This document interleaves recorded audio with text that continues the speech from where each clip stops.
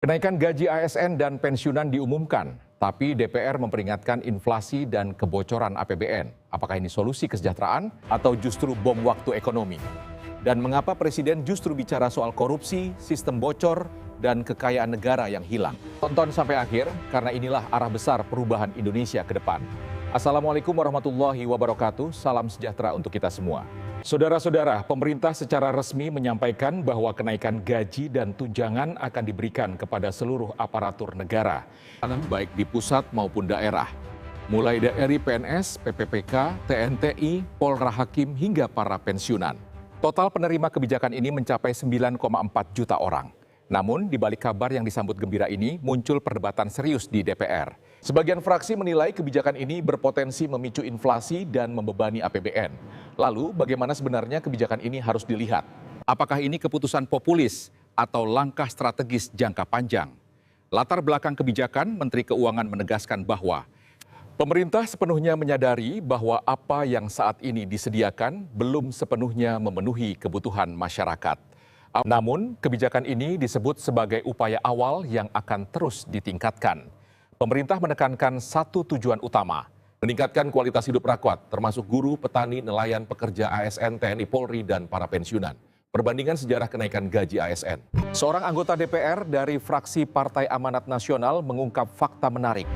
Pada masa Presiden Susilo Bambang Yudhoyono, kenaikan gaji ASN terjadi sekitar 6 kali, hampir setiap tahun, dengan kenaikan 2 digit.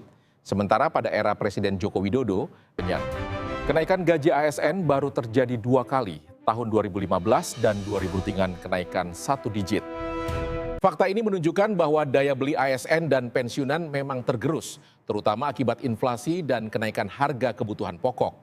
Kritik utama DPR adalah risiko inflasi. Namun menurut pendukung kebijakan ini, inflasi sudah terjadi tanpa kenaikan gaji, harga barang naik sementara pendapatan stagnan, daya beli ASN, TNI, Polri, dan pensiunan terus menurun. Artinya kenaikan gaji bukan penyebab inflasi, tetapi respons terhadap inflasi yang sudah terjadi. Janji politik dan realisasi menariknya, dalam pernyataan politiknya, Presiden menyinggung soal janji 25%. Namun realisasinya disebut lebih besar dari yang dijanjikan. Ini dianggap sebagai tanda perubahan cara berpikir pejabat, transformasi mental dan sistem. Bukan sekadar janji, tetapi realisasi bertahap. Dari office boy jadi miliarder. Presiden kemudian menyampaikan kisah inspiratif. Seorang OB tidur di lantai, tanpa koneksi, tanpa privilege.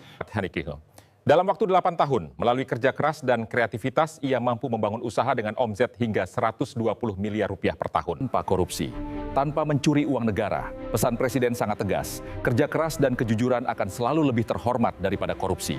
Perang terhadap korupsi. Bagian paling keras dari pidato ini adalah seruan perang terhadap korupsi. Presiden menegaskan, kebocoran kekayaan negara luar biasa besar. Masalah utama bukan hanya pelaku, tapi sistem. Sistem yang memungkinkan kebocoran harus dirombak total. Beliau menyampaikan tekad menguasai kembali aset negara, mengambil alih tanah dan perkebunan ilegal, menjalankan UUD 945 secara tegas. Presiden bahkan menantang para profesor dan pakar. Kalau begitu banyak S3, masa tidak bisa memperbaiki sistem? Ilmu harus digunakan untuk rakyat, analisis data, matematika, ekonomi. Bukan hanya teori, tapi solusi nyata. Demokrasi dewasa dan persatuan. Rakyat, menurut Presiden, tidak menyukai pemimpin penuh konflik dan dendam. Saudara-saudara, kenaikan gaji ASN dan pensiunan bukan sekadar angka.